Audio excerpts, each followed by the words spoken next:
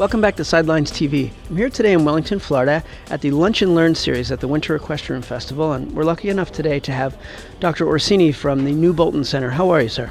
Great. Thanks for having me. Great. Could you do me a favor and just give us a brief overview of, you're here discussing cryotherapy for laminitis, and this is something that people have trouble with at home all the time. Could you give us a brief overview of that? Sure, I'd be happy to. Cryotherapy is something that's been around for decades, and in fact for centuries, and it goes back to the time when you read some of the old textbooks where an owner would put a horse, or a farmer would put a horse in a cold stream just across time when these horses had laminitis, and actually benefited them. And it took us another century or two to realize that if we could actually refine that and do it at a level that was actually more therapeutic, that we could actually save horses. And so that sort of was the generation of about 15 years ago. Colleagues of mine in Australia actually tried cold therapy, actually using ice and water and immersing the foot and the leg in temperatures that were approaching freezing. And these horses were absolutely tolerant to those temperatures without any side effects. Right.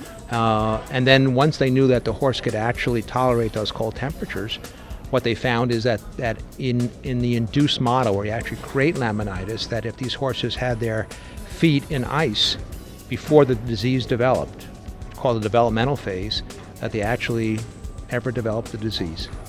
And so something as simple as ice and cold water was sort of the genesis for the prevention of laminitis, which is actually the most important thing we can do.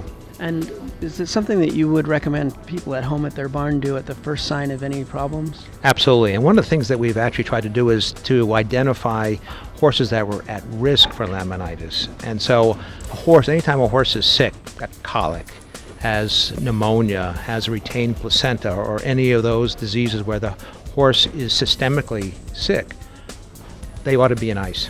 And they ought to be in a system that actually allows them to not just do it for an hour here, an hour there, but continuously for days.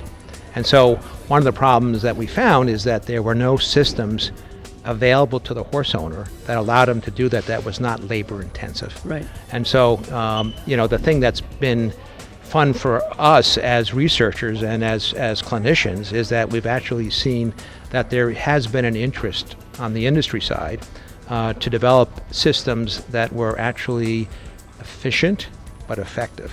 And so now, instead of having to tie the horse in a stream, there are boots and other systems that are now coming on the market that actually I think are going to be effective ways of chilling the foot to a temperature that is actually going to be protective. That's great. Well, thank you so much. This was really an informational lecture, and I appreciate it. My pleasure. Great, thanks. For Sidelines TV, I'm Rob Jordan.